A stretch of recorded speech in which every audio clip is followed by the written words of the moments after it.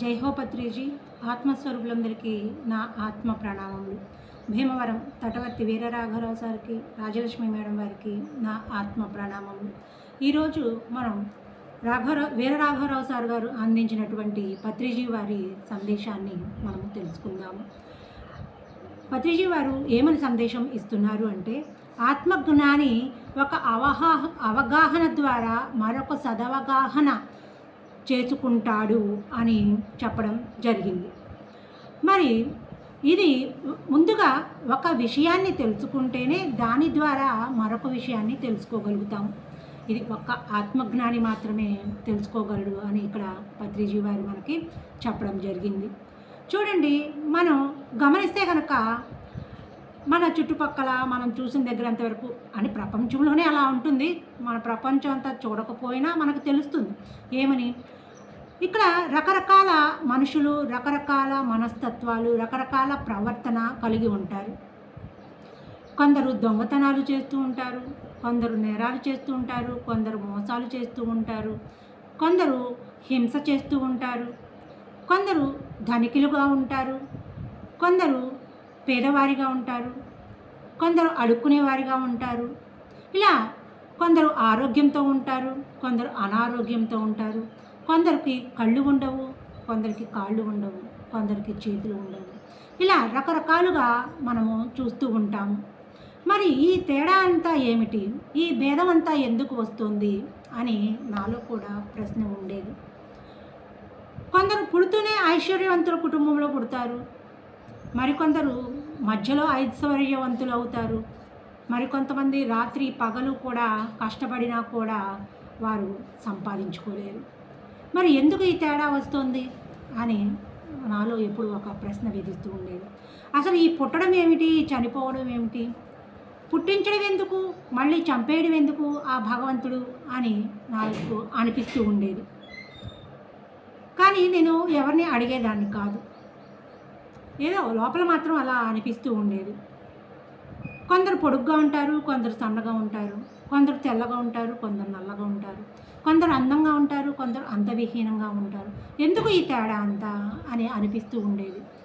ఎందుకు అందరూ చక్కగా కలిసిమెలిసి ఉండరు, ఎందుకు ఒకరంటే ఒకరికి పడడం లేదు అని అనిపిస్తూ ఉండేది. మా చుట్టాల్లో, మా బంధువుల్లోనే ఈ తారతమ్యాన్ని నేను గమనించడం జరిగింది.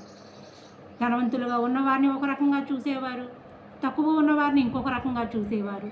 ఇదంతా నాకు చాలా బాధగా అనిపిస్తూ ఉండేది. ఎందుకు మరి ఒకే పెదనాన్న బాబాయిలు అయి ఉండి, ఒక పెద్దమ్మ పిన్ని అయి ఉండి, మన దగ్గర వాళ్ళే మామయ్యలు అయి ఉండి, ఎందుకు ఇలా మరి ఇంత తేడాతో ఉన్నాము అని అనిపిస్తూ ఉండేది నాకు. ఏమన్నా చనిపోయినప్పుడు కూడా ఆ భగవంతుడి మీద కోపం వచ్చేది. ఎందుకు ఇలా పుట్టించడం, మళ్ళీ ఎందుకు చంపేయడం అని అనుకుంటూ ఉండేదాన్ని. మరి ఎప్పుడైతే నా జీవితంలోనికి సద్గురువు వచ్చారో అప్పుడు అర్థమైంది, మనం శరీరం కాదు ఆత్మలమని, అందరూ ఆత్మలమే అని మొట్టమొదటగా తెలిసింది. ఇంకా తరువాత ఈ మనమందరము కూడా ఆత్మ ఎదుగుదల కోసమే ఈ భూమి మీద జన్మ తీసుకున్నాము అని కూడా తెలిసింది. వారి ఆత్మ ఎదుగుదల కోసమే ఇటువంటి అనుభవాలు, పాఠాలు నేర్చుకోవడానికే ఇలా ఇన్ని రకాలుగా మనము జన్మ తీసుకోవడం జరిగింది అని కూడా అర్థమైంది. మరి గురువుగారు పత్రిజీ గారు, అలాగే ఇప్పుడు భీమవరం తటవర్తి వీరరాఘవరావు సార్ ద్వారా ఇంకా ఎక్కువ జ్ఞానాన్ని సంపాదించుకోవడం జరిగింది. ఆత్మ యొక్క ఎదుగుదల గురించి తెలుసుకోవడం జరిగింది. అలాగే ఆత్మ సిద్ధాంతం గురించి తెలుసుకోవడం జరిగింది. అలాగే జన్మ పునర్జన్మల యొక్క సిద్ధాంతం గురించి కూడా తెలుసుకోవడం వల్లే ఇలా రకరకాలుగా ఉంటారు అని అర్థమైంది.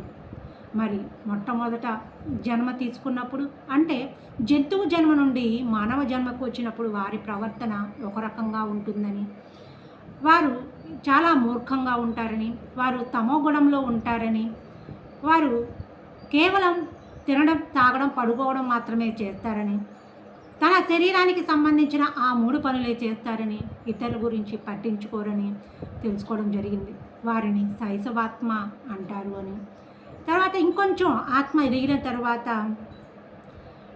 బాలాత్మగా ఎదుగుతారని, ఇంకా కొన్ని జన్మలు తీసుకొని కొన్ని అనుభవాలు పాఠాలు నేర్చుకున్న తర్వాత యవ్వనాత్మగా మారుతారని, ఇలా ఇంకొన్ని జన్మలు తీసుకున్న తర్వాత ప్రౌఢాత్మగా మారుతారని, మరలా ఇంకొన్ని జన్మలు తీసుకొని పాఠాలు అనుభవాలు నేర్చుకొని వృద్ధాత్మగా మారుతారని, అప్పుడు వారు సాత్విక గుణంలోకి వస్తారని, తమో గుణం నుంచి రజోగుణంలో నుంచి మరి సాత్విక గుణంలోకి రావడం జరుగుతుందని, ఇలా ఆ ఆత్మ అనుభవాలు పాఠాలు నేర్చుకొని ఇంకా ఇంకా ఇంకా జన్మలు తీసుకున్న తర్వాత విముక్తాత్మగా మారుతుంది అని, ఇంకా అప్పుడు ఇంకా జన్మలు తీసుకుంటూ ఉండగా చివరికి పూర్ణాత్మగా ఎదుగుతుంది అని తెలుసుకోవడం జరిగింది.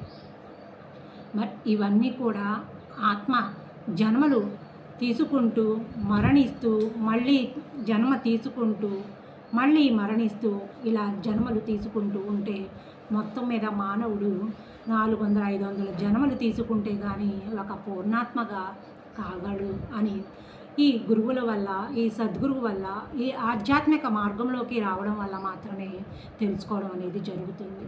ఇలా స్త్రీగా, పురుషుడిగా, ధనవంతుడిగా, పేదవాడిగా, అడుక్కునేవాడిగా, కళ్ళు లేనివాడిగా, ఇలా మనము చేసిన కర్మలను బట్టి ఈ జన్మలో కావచ్చు, గత జన్మలో కావచ్చు, ఇంకా పూర్వజన్మల్లో కావచ్చు, ఇవన్నీ మన కర్మానుసారమే ఇవన్నీ మనకు జరుగుతున్నాయి, లభ్యమవుతున్నాయి అని నేను తెలుసుకోవడం జరిగింది. మరి ఎప్పుడైతే మనము గురువులు చెప్పినటువంటి శ్వాస మీద ధ్యాస అనే ధ్యాన సాధన చేస్తూ గురువు యొక్క సాంగత్యంలో ఉంటామో, దగ్గరగా ఉంటామో, అప్పుడే మనము ఈ విషయాలన్నీ తెలుసుకోగలుగుతాము. మరి పత్రి గారు రచించినటువంటి యోగ పరంపర అనే పుస్తకం చదివితే కూడా ఇదంతా అర్థమవుతుంది అని గురువుగారు చెప్పడం జరిగింది. నేనైతే ఆ పుస్తకం చదవలేదు, కానీ గురువులు నా జీవితంలోకి గురువు వచ్చారు కాబట్టి వారు చెప్పడం ద్వారా నేను తెలుసుకోవడం జరిగింది. మరి ఇలా ఒక విషయాన్ని అవగాహన చేసుకుంటే తరువాత విషయము మనకి అర్థమవుతుంది. అంతేగాని మొట్టమొదటి విషయమే మనకు అర్థం కానప్పుడు తర్వాత విషయం మనకి అర్థం కాదు అనేది తెలుసుకోవడం జరిగింది. అంటే మొట్టమొదటగా మనం ఆత్మ అని తెలుసుకోవాలన్నమాట. ఇలా తెలుసుకుంటేనే మరి మనము ఎదగటానికి అవకాశం ఉంటుంది. మరి అందరము కూడా ఈ శ్వాస మీద ధ్యాస అనే ధ్యాన సాధన చేస్తూ మనము ఒక్కొక్క విషయాన్ని, జ్ఞానము అపారంగా ఉందండి. మనము ఈ జ్ఞానాన్ని సంపాదించుకోవాలంటే ఒక జన్మ సరిపోదు. అలాని మనము ఆగిపోకూడదు కదా, నేర్చుకుంటూ ఉండాలి.